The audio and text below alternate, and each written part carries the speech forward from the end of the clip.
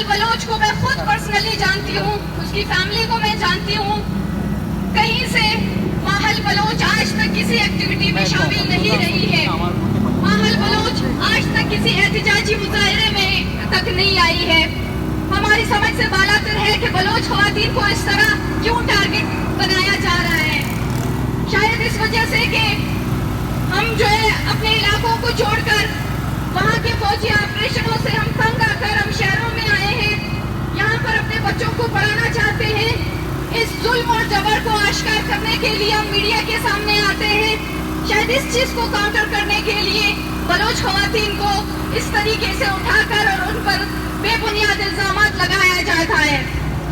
اس سے پہلے بھی 3 تاریخ کو، اسی مہینے کی 3 تاریخ کو کوئٹہ سے رشیدہ بلوچ اور محمد رحیم زہری کو ان کے چھوٹے بچوں سمیت اور والدہ سمیت جبری طور پر گمشدگی کا نشانہ بنایا گیا.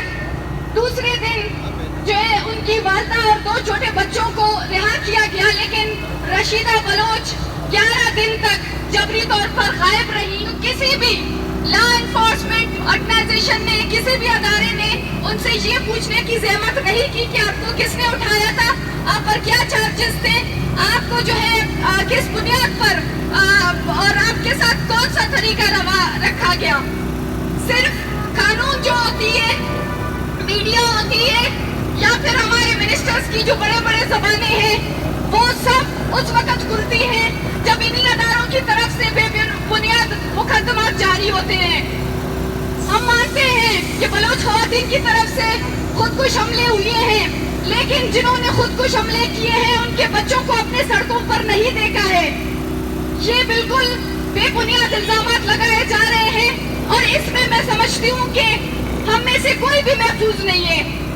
ہم شاید آج ماحل بلوچ ہے تو کل جو ہے ہم میں سے کسی ایک کے گھر پہ آ کے چھاپا مار کے اور یہ کہہ کے کہ جو ہے اس کے گھر سے خودکش جیکٹ برآمد ہوا ہے.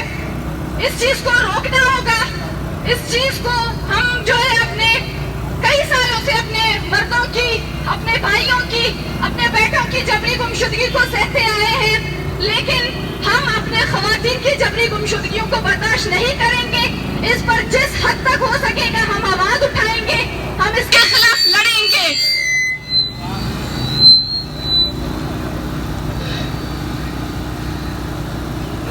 اب میں مزید